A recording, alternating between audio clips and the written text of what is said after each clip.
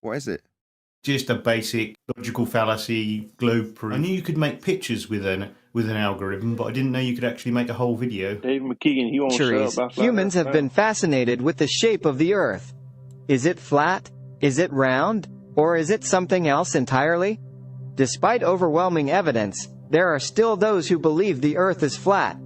But today, we're going to prove them wrong. We're going to show you that the Earth is, indeed, a sphere. The first evidence comes from the fact that the Earth casts a round shadow on the Moon during a lunar eclipse. A red, did he say? Oh, round. What, a red shadow. Okay, that's not a proof that the Earth's a sphere.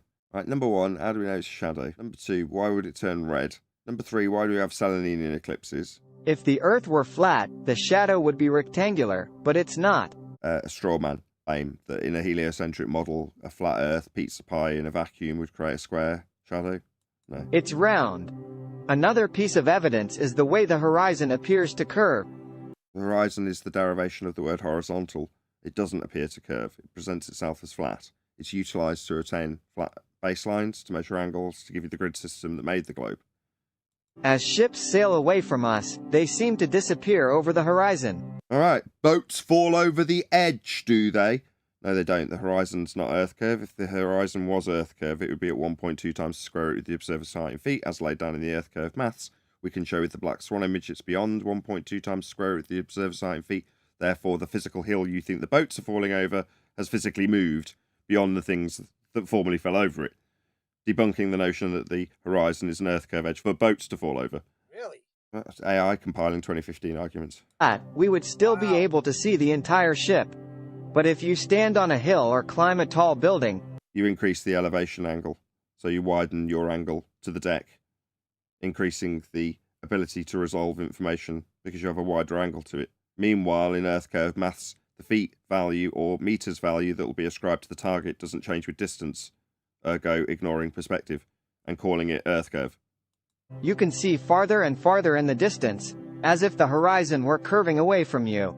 As if the angle was opening up as you increase in elevation with respect to the deck that's measured flat. And then there's the ultimate evidence, images of the Earth from space. Sky vacuum, second law of thermodynamics violation. You can't take pictures from a place that isn't real. If the sky was a vacuum to take pictures of Earth from space, we'd all be dead.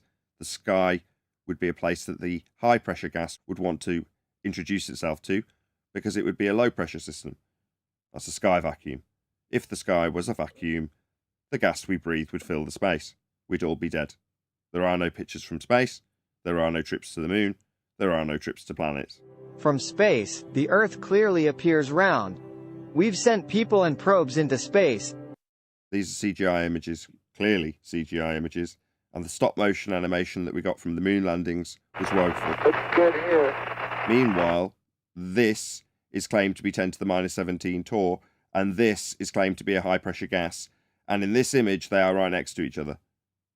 The black is a vacuum, this is a high-pressure gas. The gas would fill this space. This picture is fake. And they've all come back with the same conclusion. The Earth is a sphere. What, from the cartoons and CGI renderings of a sky vacuum next to a high-pressure gas? Yeah, they're all fake pictures. So, there you have it. The evidence is overwhelming. Not really, I debunked it. We've only been covering this for about 4 minutes. The Earth is a sphere, not flat.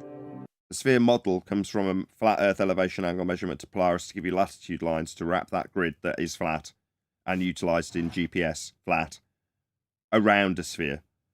In other words, the sphere, you believe is proven by these fallacious arguments, is derived from a flat Earth. So no, definitely not conclusive, definitely easy to debunk, definitely done before we even start the live show. It's time to put this debate to rest and move on to more important questions about our planet. Planet? No, planet would be a sphere in a sky vacuum.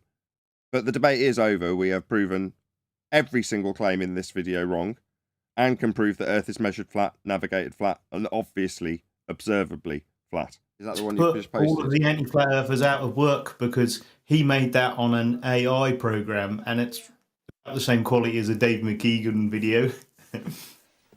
These are small, but the ones out there are far away.